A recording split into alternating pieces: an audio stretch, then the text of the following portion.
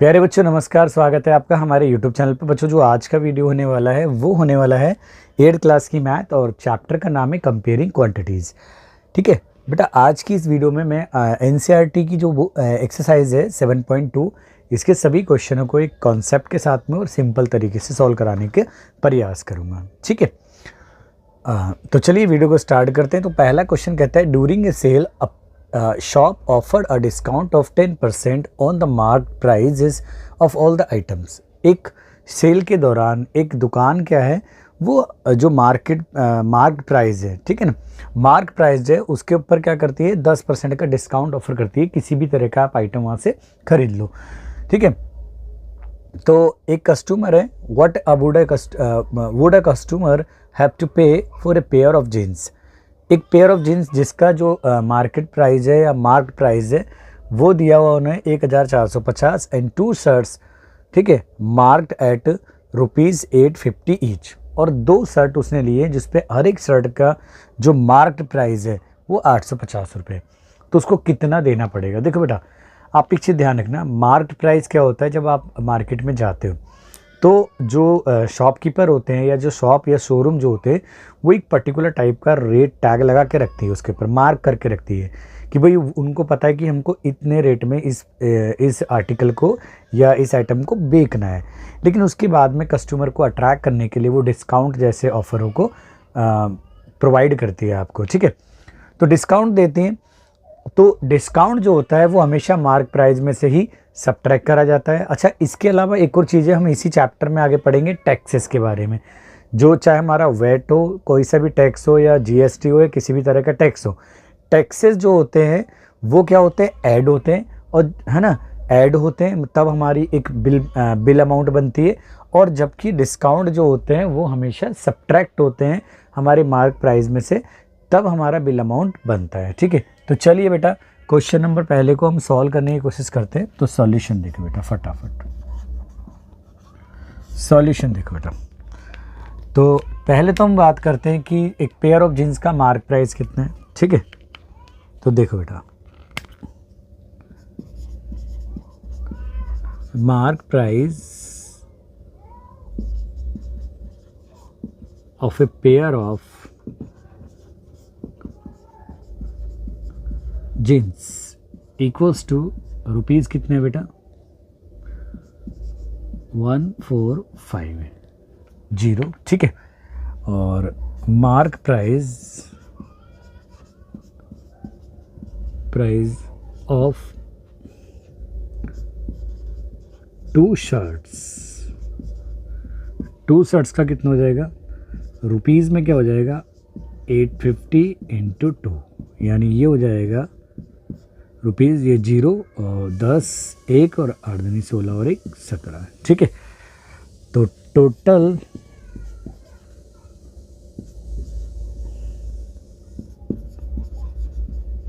Mark price, ठीक है, for these items, तो इन दोनों आइटम्स को अगर वो ख़रीदना चाहते हैं, यानी एक पेयर ऑफ जीन्स को और मतलब 2 शर्ट्स को, तो टोटल मार्क प्राइस कितना होगा, इनको ऐड कर देंगे 450 प्लस 1700। क्लियर है यहाँ तक? अब इसके बाद में हम इनका एडिशन करते हैं, तो 0 एज इट इज़ आ गया, फिर ये 5 एज इट इज़ आ गया, 7, ठीक है, 7 और 4 हमारे कितने होते, 11 का 1 और 1 2 और ये 3, तो ये रुपीज़ में इतना आ गया, यानी 3150 रुपये। यानी हमारे पास में अब MP जो है, यानी मार्क प्राइस जो है, जो भी उन्होंने ट्रांजेक्शन करी वो इतना आ गया। अब डिस्काउंट ऑफर कितना है, डिस्काउंट परसेंटेज कितना दिया है बेटा, वो दिया है 10%। ठीक है, तो डिस्काउंट का परसेंटेज फॉर्म दिया है, तो एक्चुअल में डिस्काउंट कितना मिलेगा, तो डिस्काउंट क्या करना है, जो टोटल मार्क प्राइस है उसका 10% फाइंड करना है पहले। 10% ऑफ 3150, यानी ये हो गया 10 इंटू 3150। आपको पता है परसेंटेज के साइन को जब हम रिमूव करते हैं तो हम क्या करते हैं, या तो डिवाइड कर देते हैं 100 से, या आपको 1/100 से मल्टीप्लाई करना। देखो 1/100 से मल्टीप्लाई करना या 100 से डिवाइड करना एक सेम है, ठीक है। तो मैं यहाँ पे साइन को स्किप कर देते हैं, और यहाँ पे हो गया 1 0 से 1 0, ये वाली गई, ये ऐसे गई। तो यहाँ पे आ गया हमारे पास में ये आ गया 315, यानी 315 रुपये का उसको क्या मिलेगा, डिस्काउंट मिलेगा। तो उसने पूछा है कि इसको कितनी पेमेंट करनी पड़ेगी, ठीक है। तो द कॉस्ट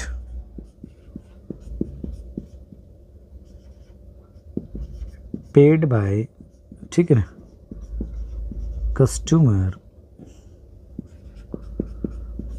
विल बी, कितनी होगी बेटा, जो ये था 3150 में से डिस्काउंट को सब्ट्रैक्ट कर देंगे, तो आएगा 10 में से 5 हो गया, और यहाँ 4 में से 1, तो ये हो गया हमारा 3 हो गया, ठीक है। अब यहाँ बचा हमारा क्या कहते हैं, 31 में से अगर हम 3 करें सब्ट्रैक्ट करेंगे तो 28, ठीक है।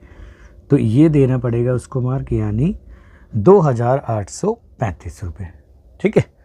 तो ये आ जाएगा आपका रुपीज़ में, रुपीज़ का साइन बनाया मैंने, 2835 रुपीज़, ठीक है।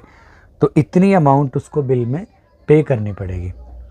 नेक्स्ट आ जाओ बेटा, the price of A TV is ₹13,000, यानी एक टीवी का जो प्राइस है वो 13,000 रुपये। The sales tax charge on it is at the rate of 12%, यानी इस पे जो सेल टैक्स लगाया जाता है ना, तो वो कितना चार्ज करा जा रहा है, 12% करा जा रहा है। तो कह रहा है find the amount that Vinod will have to pay if he buys it, अगर विनोद इस टीवी को खरीदता है तो उसको कितनी बिल अमाउंट देनी पड़ेगी। तो देखो मैंने भी आपको बताया ना, डिस्काउंट क्या होता है, हमेशा क्या करते हैं, सब्ट्रैक्ट करते हैं मार्क प्राइस में से, और हमारे को कॉस्ट या हमारे को बिल अमाउंट निकल के आ जाती है। बट सेल्स टैक्स वगैरह जो होते हैं हमारे को गवर्नमेंट को या शॉपकीपर के थ्रू देने पड़ते हैं, गवर्नमेंट को या एजेंसीज़ को, तो वो हमेशा ऐड होके आते हैं, ठीक है।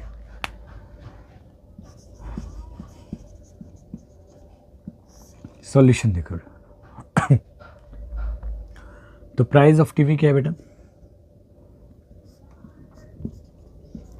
The price of a TV equals to A rupees, ठीक है, इतना है 13,000। और सेल टैक्स कितना है बेटा, सेल्स टैक्स जो है परसेंटेज में कितना है, 12%। तो सेल्स टैक्स कितना निकलेगा, वो कितना है, 12% ऑफ 30,000, और ये हो गया इतना, मल्टीप्लाई कर दिया हमने, और ये डिवाइड में आ गया 100। ये 2 0 से 2 0 कट हो गई, तो यहाँ आ जाएगा 0, और 12 3 36 का 6, 3 हमारे पास में, 12 1 12 और 3 15। तो इतना रुपीज़ में आ गया, 1,560 रुपये का टैक्स है। तो कितना पे करना पड़ेगा, विनोद हैव टू पे अमाउंट, या कह सकते हैं अमाउंट इक्वल्स टू कितना होगा बेटा हमारा, इतना तो जो कॉस्ट है वो देगा, प्लस जो टैक्सेस हैं उनको हम ऐड कर देंगे। तो ये आ जाएगा बेटा 0 6 5 और ये 4 और ये 1, यानी इतने रुपये, यानी 14,000, हम कॉमा भी यूज़ कर सकते हैं, 14,560 रुपये, ठीक है बेटा। यहाँ पे भी लिख सकते हैं 2,835। तो वहाँ पे क्या है, 14,560 रुपये देने पड़ेंगे। क्यों, क्योंकि उसको जो सेल्स टैक्स है वो भी पे करना पड़ेगा, प्लस जो टीवी का प्राइस है उसको भी उसको पे करना पड़ेगा। तो यहाँ पे हम सम कर देंगे दोनों को, बहुत सिंपल है, इतना ज़्यादा कॉम्प्लिकेटेड ना समझे से। जब भी टैक्सेस वगैरह है वो हमारे को ऐड करके देनी पड़ती है, और डिस्काउंट है तो हमको अट्रैक्ट करने के लिए जो भी शॉपकीपर है या शोरूम वगैरह वाले हैं, शॉप हैं, वो हमको अट्रैक्ट करने के लिए देता है। तो वो उसको कैश में या मतलब डिजिटल पेमेंट में कैसे भी करके उस बिल पेमेंट से सब्ट्रैक्ट करके जो बचेगा उसको हमसे लेगा एज ए पेमेंट के रूप में, ठीक है। चलिए बेटा आप इनको पहले नोट कीजिए, मैं अगले क्वेश्चंस करा दूँ। हाँ चलिए बेटा नेक्स्ट क्वेश्चन हैं आपके, क्वेश्चन नंबर 3, 4 और 5, ठीक है। तो इनको सॉल्व करते हैं। क्वेश्चन नंबर 3 कहता है Arun bought a pair of skates at a sale where the discounts given was 20%। Arun ने एक पेयर ऑफ स्केट को खरीदा एक सेल से जहाँ पे उसको 20% यानी 20% का डिस्काउंट ऑफर करा गया। If the amount he page is ₹1600, find the mark price. अब देखो उसने बिल पेमेंट करी और उसने बिल अमाउंट कितना दिया, यानी जो सेलिंग प्राइस दिया उसने वो कितना दिया, उन्होंने दिया 1600 दिया, लेकिन मार्क प्राइस अलग था। अब यहाँ मार्क प्राइस हमें पता नहीं है, तो मैथमेटिक्स में जब अननोन चीज़ें होती हैं उनको एक्स वाई या कोई और वेरिएबल कंसिडर करके हम क्वेश्चन को प्रोसीड करते हैं। या तो हम वेरिएबल कंसिडर करके इसको सॉल्व करें या यूनिटरी मेथड का प्रयोग करें, तो यूनिटरी मेथड से भी आसान हो जाएगा, लेकिन हम यहाँ पे वेरिएबल का कॉन्सेप्ट यूज़ करेंगे और तब करेंगे उसको नॉर्मली, ठीक है। दोनों ही सिंपल हैं, ठीक है। तो देखो सॉल्यूशन देखो लेट द मार्क प्राइस कितना था बेटा, क्योंकि इसने मार्क प्राइस इसे पूछा है, मार्क प्राइस अब वो रुपीज़ में होगा तो रुपीज़ एक्स है, ठीक है। डिस्काउंट का परसेंटेज कितना है, डिस्काउंट परसेंटेज की फॉर्म में 20%, लेकिन डिस्काउंट रियली में कितना है, तो वो होगा क्योंकि वो मार्क प्राइस से मिलेगा, तो कितना होगा बेटा 20% ऑफ एक्स। तो इसका मतलब हो जाएगा 20x अपॉन में 100 या 1/100 से मल्टीप्लाई कर देंगे, ठीक है। तो ये आ गया हमारा डिस्काउंट आ गया। अब क्या होता है जो सेलिंग प्राइस होता है, ठीक है ना, यानी जो सेलिंग प्राइस होगा,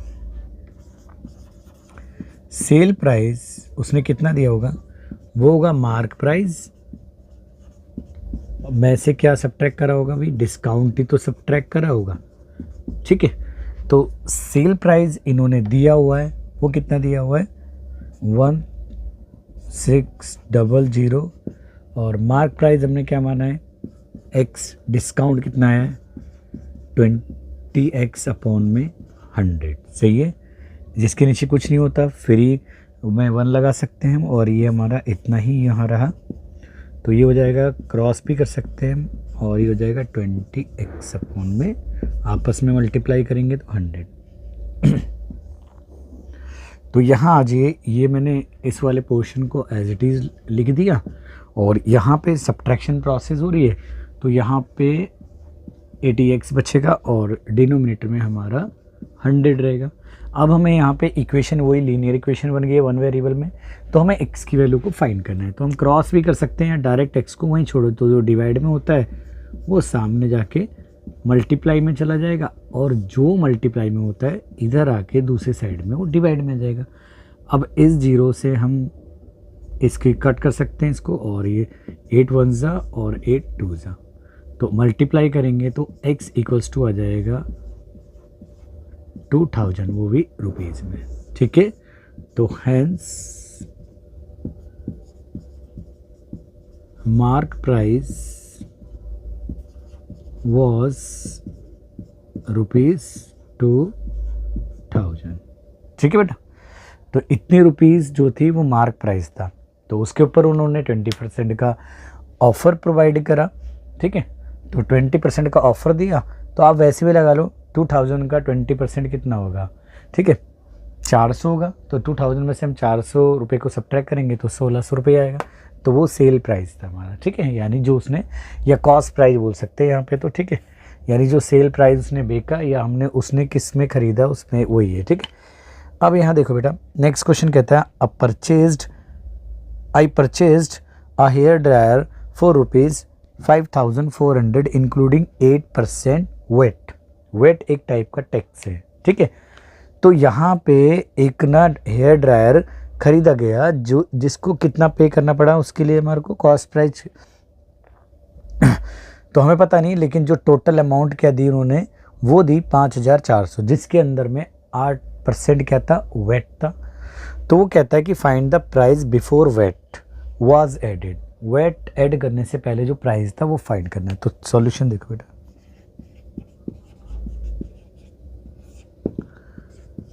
late the price before VAT लगाने से पहले जो प्राइस था वो ₹X था। ठीक है, वेट परसेंटेज कितना है बेटा, 8%। तो वेट तो हमारा उसी पे लगा होगा कॉस्ट पे। तो वेट जो टैक्स है, यानी ये एक टैक्स है, कितना दिया होगा, 8% ऑफ X, यानी ये आ जाएगा 8X अपॉन में 100। सही है, तो ये रुपीज़ में। नाउ आते हैं यहाँ पे, अब उसने जो प्राइस दिया है, ठीक है, वो कितने में ख़रीदा। तो बिल अमाउंट कितनी दी इन्होंने, बिल अमाउंट दी जो है वो दी इन्होंने 5,400 रुपये। ठीक है, बट जो बिल अमाउंट होती है वो कैसे निकालते हैं बेटा, बिल अमाउंट जो होती है वो हो गई हमारी कॉस्ट प्राइस जितना था उसका प्लस वेट लग जाएगा जो उसमें दिया हुआ है। तो बिल अमाउंट है यहाँ पे 5,400, कॉस्ट प्राइस हमने X माना है, प्लस वेट जो वेट लगा है वो लगा है इतना। तो सिंप्लीफाई करते हैं इसको, तो यह जाएगा 100X प्लस 8X अपॉन में 100। ठीक है, अब वही क्रॉस मल्टीप्लिकेशन करके या जो अपनी तरीके से आपको कैलकुलेट करना आता है उस तरीके से पहले तो इनको ऐड कर देते हैं, 108X अपॉन में 100। ठीक है, तो यहाँ पे भी X को फाइंड करेंगे। तो यहाँ देखो बेटा, इस वाले पोर्शन को यहाँ कर देता हूँ। तो X की वैल्यू क्या जाएगी, देखो ये मल्टीप्लाई में चला जाएगा,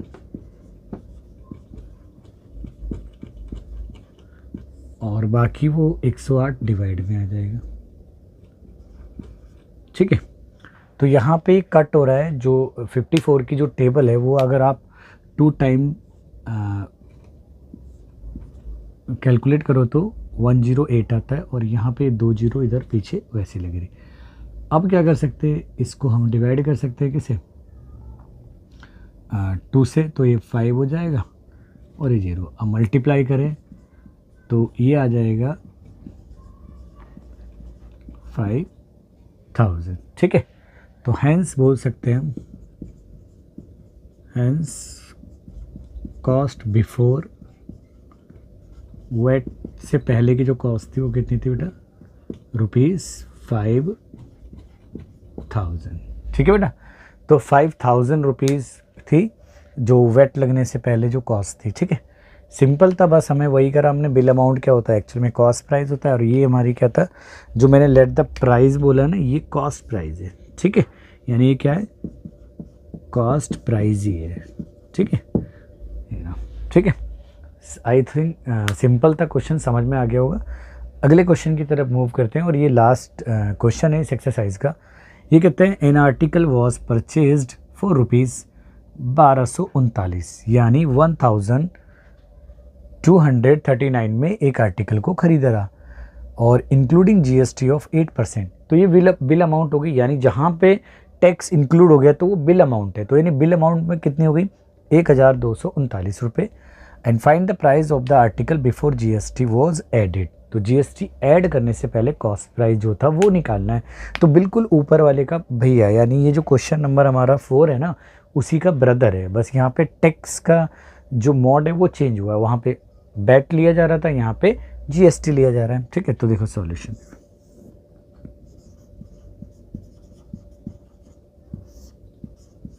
तो लेट द कॉस्ट प्राइस कितना था बेटा, ₹X था। ठीक है, GST का जो परसेंटेज या रेट था वो 80% था, तो वो तो कॉस्ट प्राइस पे लगेगा ना। तो ठीक है, देखो तो GST वास्तव में लगी कितनी होगी, लगी 18% ऑफ X, यानी 18X अपॉन में 100 रुपीज़ लगी होगी। ये रुपीज़ में मैंने रुपीज़ लिखा नहीं है। अब यहाँ पे देखो बिल अमाउंट कितनी दी है उन्होंने, बिल अमाउंट दी है उन्होंने 1239, बट जो बिल अमाउंट होती है, ठीक है, बिल अमाउंट वगैरह जो होती है वो होती है कॉस्ट प्राइस, ठीक है, प्लस जीएसटी। मैं वैसे टैक्स भी लिख सकता था यहाँ पे। तो बिल अमाउंट कितनी है, इतनी, और कॉस्ट प्राइस कितना माना हमने x, प्लस जीएसटी कितना लगा है 18x अपॉन में 100। वही वर्क करते हैं बेटा इसको भी।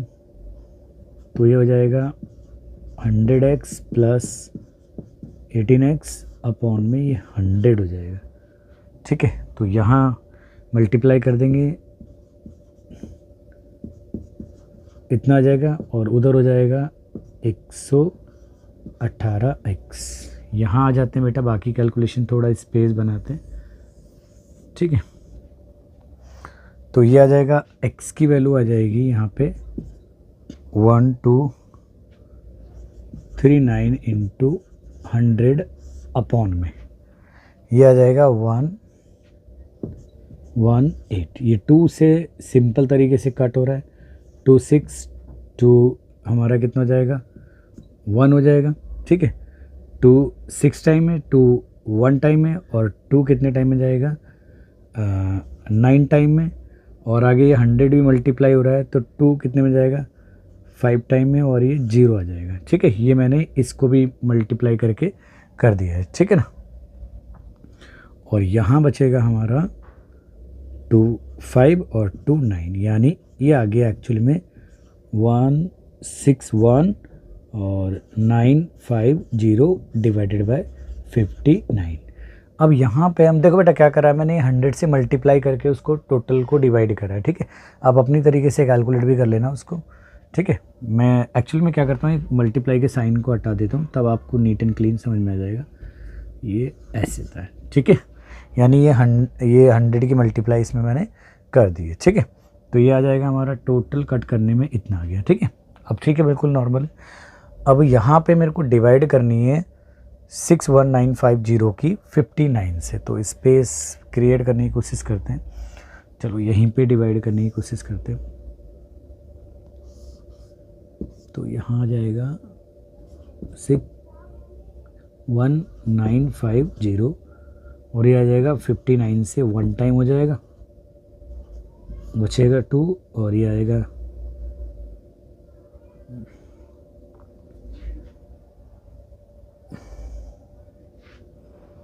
बचेगा 2। पीछे से हम क्या करेंगे